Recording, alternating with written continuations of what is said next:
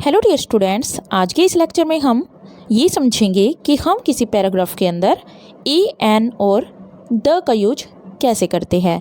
तो देखिए, ये आपके काफ़ी एग्जाम्स में जो हमारे कॉम्पिटिटिव एग्जाम्स होते हैं उनमें डायरेक्ट एक पैराग्राफ दे दिया जाता है जिसमें हमें ए एन और द को फिल करने के लिए कहा जाता है।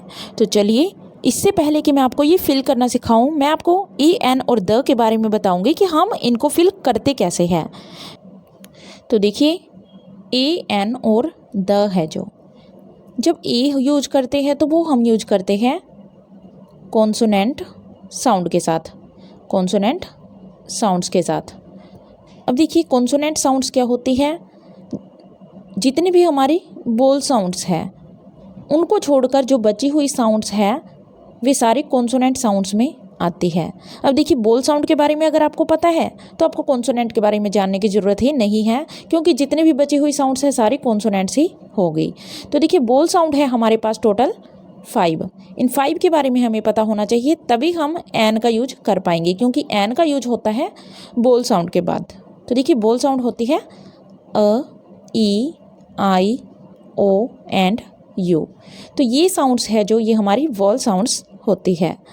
अब देखिए, यहाँ पर आपको एक चीज़ याद रखनी है, साउंड्स की बात है, यानी जब हम बोलने के टाइम पर किसी वर्ड को प्रोनाउंस करते टाइम हम क्या करते हैं, ये ए है जो इसको हम अ प्रोनाउंस करते हैं या फिर आ। ई है तो इसको हम छोटी ई या फिर बड़ी ई, कोई भी लगा सकते हैं, छोटी ई या बड़ी ई में।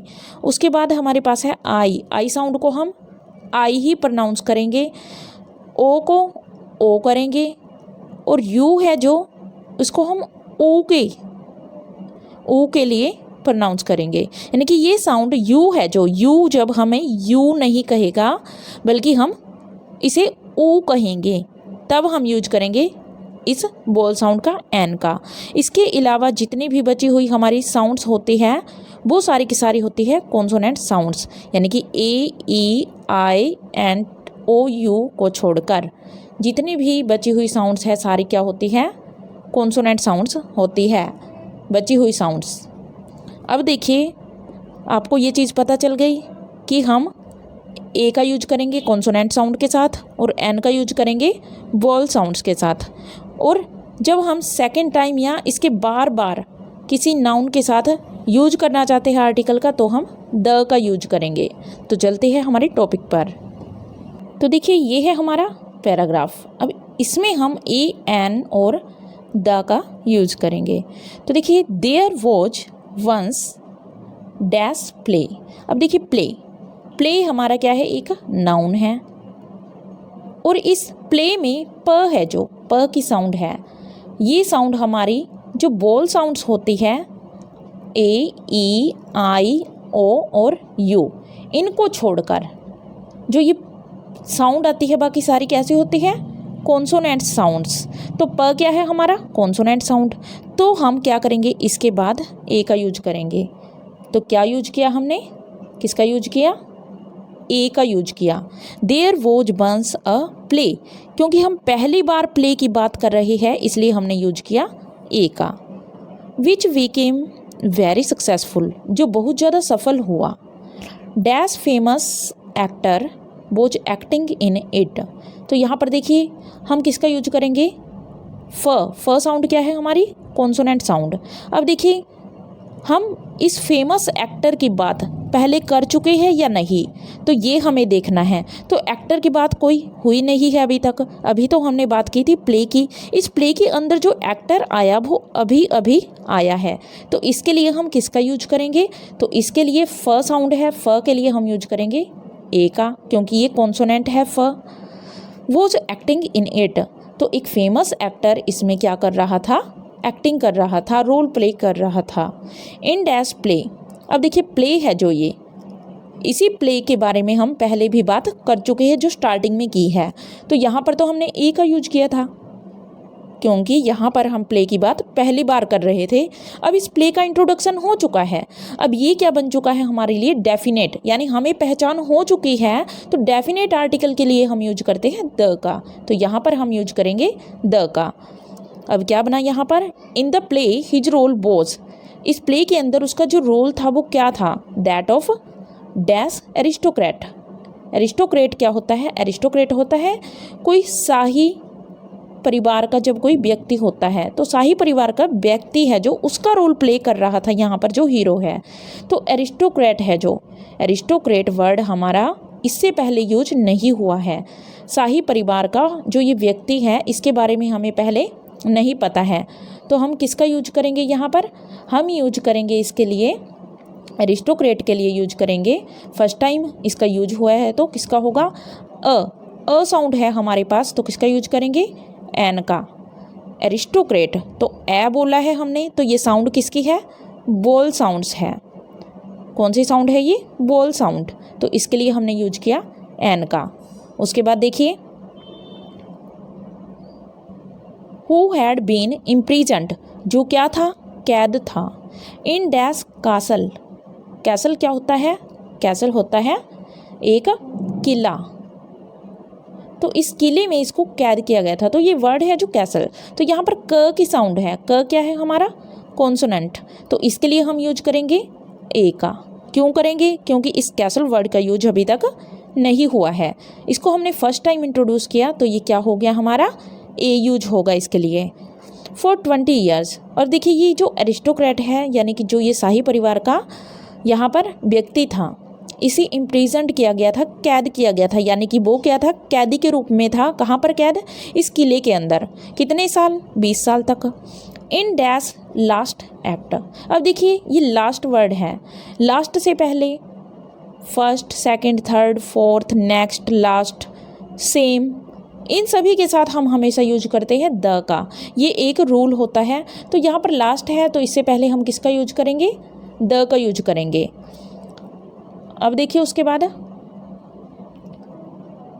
Last act of dash play, अब प्ले पहले भी आ चुका है, 2 बार आ चुका है, तब भी हम किसका यूज करेंगे, द का यूज करेंगे।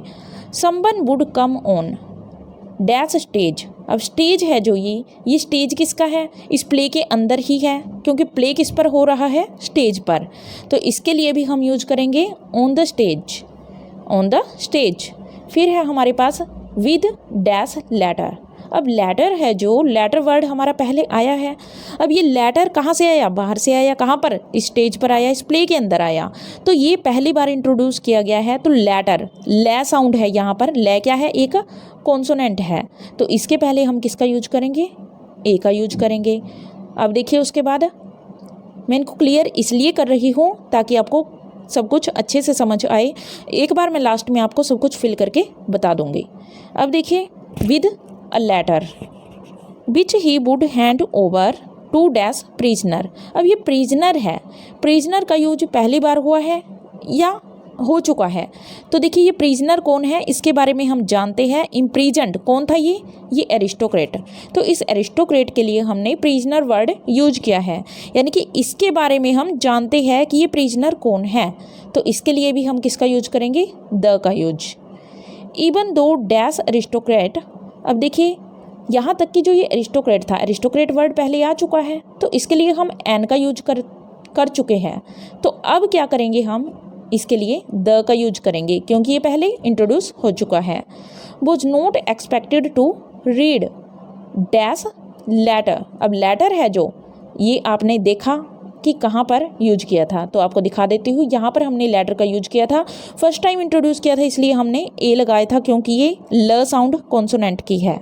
अब ये लेटर, ये भी कॉन्सोनेंट की साउंड है, पर हम इसके बारे में जानते हैं कि लेटर पहले यूज हो चुका है, तो इसके पहले हम लगाएंगे द। उसके बाद देखिए each performance he always insisted that dash letter, अब लेटर पहले आ चुका है, तो हम क्या करेंगे, यूज किसका करेंगे, द का यूज करेंगे। Letter be written from beginning to end, अब ये लेटर है, लेटर के लिए द का यूज हम कर चुके हैं। तो आई होप आपको ये समझ आया होगा। एक और बार मैं आपको सबको फिल करके दिखा देती हूँ।